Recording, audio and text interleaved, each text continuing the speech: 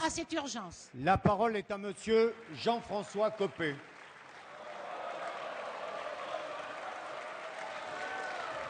Allez, Monsieur le Président. s'il vous plaît. Allez. Monsieur le Président. Monsieur le Président. Allez, mes chers collègues, vous vous asseyez. Et les uns et les autres, si vous avez des commentaires à faire, vous les ferez salle des 4 colonnes. Maintenant, on écoute monsieur Copé. Le temps de parole. Oui. Allez, s'il vous plaît. Monsieur le Président, ma question s'adresse à Monsieur le Premier ministre. Je voudrais vous dire... S'il vous plaît. S'il vous plaît. Non, s'il vous plaît, mes chers collègues, ça va. Non, Mais... S'il vous plaît, si vous avez des commentaires à faire, je vous le redis, ce sera salle des 4 colonnes et vous laissez passer. Parlez, monsieur Copé. Allez-y. Je voudrais que mon temps de parole Oui, remonte. je sais, monsieur Copé. Monsieur le Premier ministre, je veux vous dire mon inquiétude pour la France et pour les Français. Jamais nous n'avions assisté à un tel discrédit qui touche le Président de la République et son gouvernement en seulement 6 mois. L'aggravation de la situation sociale, avec une augmentation du chômage et surtout de la précarité. L'aggravation de la situation économique, dont la dégradation de la France est une nouvelle illustration dont Xavier Bertrand va parler dans un instant. L'explosion de la délinquance, dont nous vous avions parlé la semaine dernière. L'inquiétante prise de distance vis-à-vis de nos amis allemands. Le grand silence de la France sur la scène internationale. Et puis la division de la société à travers un projet de loi comme le mariage homosexuel dont on voit bien qu'il provoque beaucoup de tensions. Allez. Votre mise en cause systématique de l'héritage est classique, mais elle n'est pas crédible parce que le compteur tourne. Je pense que tout cela est lié, malheureusement, à cet immense malentendu sur lequel François Hollande a été élu par les Français. Alors je vous demande, monsieur Hérault, d'avoir...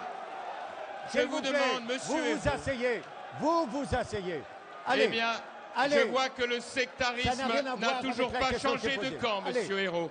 Quel dommage de ne rien pouvoir dire de contraire à votre politique. Il est grand temps, monsieur Hérault, qu'un débat sur par exemple sous la forme d'une motion de censure nous permette d'avoir enfin un échange. Sachez que si vous acceptez de changer de politique, de baisser les dépenses publiques, de faire de vraies réformes structurelles, de baisser les charges, vous nous trouverez constructifs. Dans le cas inverse, ce sera les Français qui vous sanctionneront.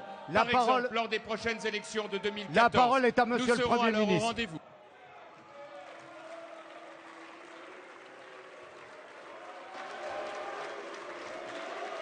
Allez, s'il vous plaît. Mes chers collègues, écoutez, regardez l'image que vous donnez. Monsieur le Président, Mesdames, Messieurs les députés. Monsieur Covadélis, retrouvez Monsieur votre calme. Jean-François Copé, je vous ai écouté attentivement. Vous avez parlé à propos d'une élection et d'un malentendu. Vous avez parlé aussi du discrédit. Je ne sais pas exactement qui vous visiez, mais en tout cas, certainement pas ceux qui, dans la clarté, ont reçu le mandat du peuple français pour redresser le pays.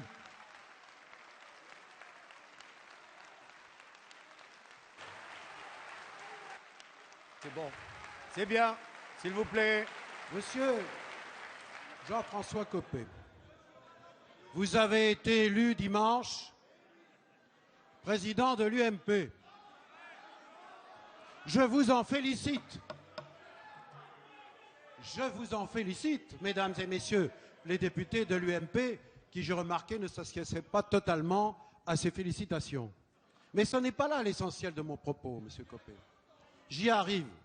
Je crois que dans une démocratie, il est important qu'il y ait un débat le plus clair possible entre la majorité et l'opposition, à condition que ce débat soit placé au niveau qu'exige la situation du pays.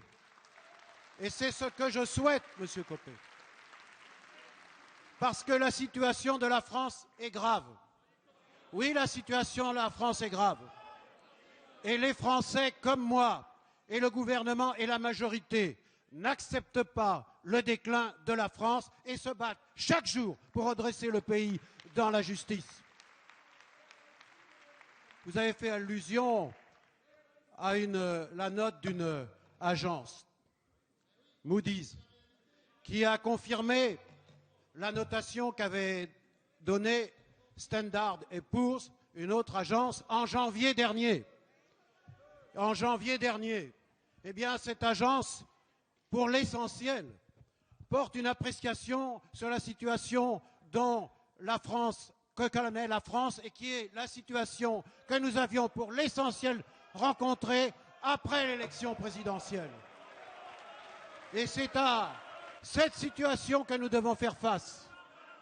Et dès les premiers jours du gouvernement, nous avons engagé les mesures de redressement. Je le répète, dans la justice.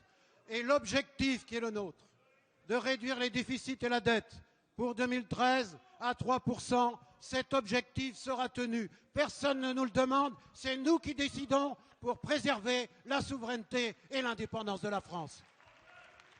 Et puis, vous le savez bien, le rapport Gallois qui est intervenu à la demande du gouvernement, ce rapport a porté un jugement d'une sévérité sans égale sur la situation de notre économie depuis 10 ans, qui s'est dégradée ces 5 dernières années.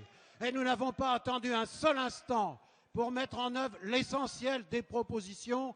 C'est le pacte national pour la croissance, la compétitivité et l'emploi que nous allons mettre en œuvre pour redresser l'économie, pour redresser notre industrie, pour l'investissement et pour l'emploi. C'est ça que nous voulons faire, Monsieur Copé, et pas la polémique. Et moi, je vais vous dire, mon devoir, c'est de dire la vérité. Vous n'y avez certainement pas été assez attentif. Mais dès le 3 juillet, dans ma déclaration de politique générale, j'ai dit « je dirai la vérité sur la situation de la France ». Je l'ai dit, mais je ne me contente pas de dire la vérité. Le gouvernement agit parce que nous avons la passion de la justice, la passion de la croissance, la passion de la France. Merci, Monsieur le Premier ministre.